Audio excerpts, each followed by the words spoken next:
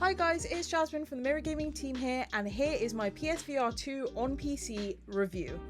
So the PSVR 2 came out in February 2023, and since then it has only been compatible with PS5s. But now, thanks to the launch of the PSVR 2 Steam app, you can actually play through your Steam library on your PSVR 2 headset. VR titles, that is, of course. So here's my experience with using the headset with my PC, including the setup and performance. Let's get into it. So first, I have to talk about the setup process. Arguably the most frustrating part of this whole process.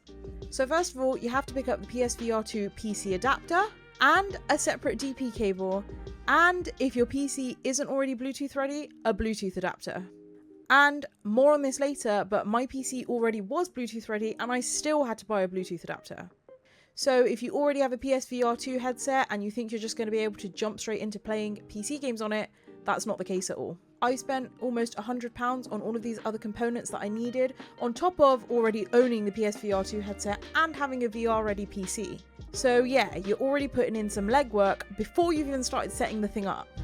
Next, you have to plug everything in. If you need a tutorial on this, you can find one over on the Mirror Gaming YouTube channel. And once you've got everything plugged in, which is relatively seamless, you launch into the Steam app, which guides you through the setup process. This is great. It introduces you to the headset, shows you how to put it on if you've not done that before.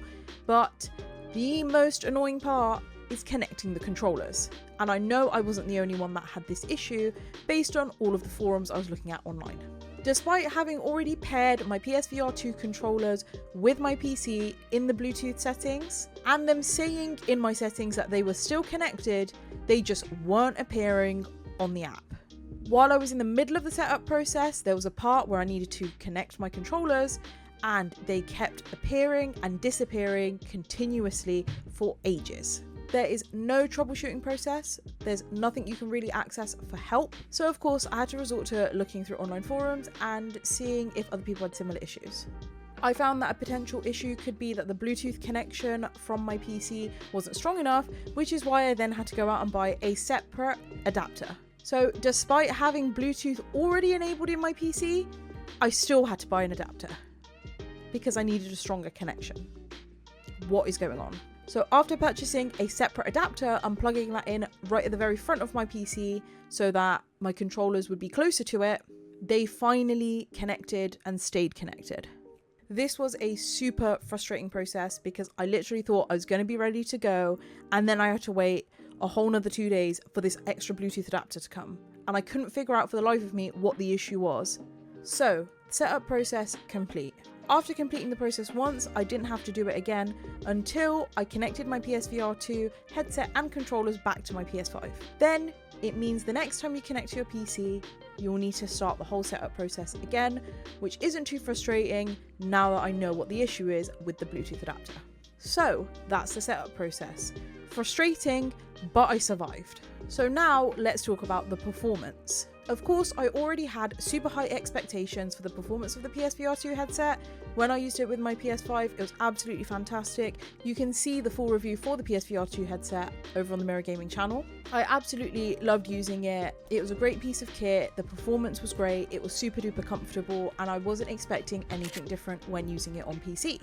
So of course, you have minimal lag since you have a wired connection, and the OLED display was absolutely stunning. Being able to see all the titles that I typically play on my Meta Quest 3 or HTC Vive on the OLED display featured in the PSVR 2 headset was fantastic. It really gave them a whole new breath of life. One thing to keep in mind is despite the fact that your PSVR 2 headset is connected to your PC, you're actually only able to access games in your Steam library, not on other storefronts, even if they are VR ready. So, display aside, I will admit that playing through my Steam library on my PSVR 2 headset didn't feel particularly revolutionary. Of course, the Meta Quest 3, which is the headset I typically use, is also 4K, so I didn't have to worry about the resolution. But one thing that I prefer on the Meta Quest 3 is the fact that the headset is standalone. Whether or not this will bother you completely depends on what type of person you are. I find myself running all over the room when playing VR, twisting and turning, and very easily tripping up on cables, even if it is just the single cable for the PSVR 2 headset. Whereas my Meta Quest 3, completely standalone, completely wireless, and I never have to worry about that. Another small issue I find with the PSVR 2 is obviously the fact that it doesn't have built-in speakers. You are having to use small earbuds that come with it, and I just don't find the earbuds particularly comfortable. And it just adds another cable, which is completely unnecessary. Another issue which comes along with the cable is the fact that it means you have to play very close to your PC. So for those who don't really have a large space near their desks or a dedicated office space, and maybe your setup is in your bedroom or the living room, you need to make sure that you have enough space somewhere to be able to play your PSVR 2 headset and stay plugged into your PC, something that isn't an issue with the Meta Quest 3. Even when I'm linked to my PC on my Meta Quest 3, I do it through virtual desktop, which means it is still completely wireless. I don't have to be right next to my PC to be able to play the games on it, which is always a positive. Not everyone has a massive empty space right next to their desk, so it doesn't always work. So yeah, despite the OLED display being stunning, nothing else really sets the PSVR 2 play experience apart from other VR headsets on the market right now. So what's the conclusion here? It may feel like if you have a PSVR 2 headset and a VR ready PC, then it's a no-brainer to give it a go and see if it works. But this isn't necessarily the case considering all of the extra bits and pieces you have to pick up and spend money on. So if you are thinking about giving this a go, ensure that you're ready to front that additional cost. Other than the frustrating setup process, using the device is completely painless, as to be expected, and you can experience a lot of titles on an OLED display which you might not have been able to do before. Whether or not the cable and headphones will bother you is more down to personal preference. I found them to be a little bit frustrating, but this won't be the case with everybody. So all in all, if you already have a PSVR 2 headset and a VR ready PC, then it might be worth giving this a go. However, if you are on the lookout for a dedicated PC VR headset, then this isn't the way to go. I'd recommend going for an alternative like the Meta Quest 3 or Meta Quest 3S, which is now out and much cheaper too. This allows you to access the Meta library of titles, your Steam library of titles, a range of other storefronts on your PC, as well as now Xbox Game Pass built into the headset, all while being standalone. So yeah, it just depends what your needs are and what you're looking for. Overall, the experience was great. However, because I do own an alternative headset, it's not something I'll be going back to.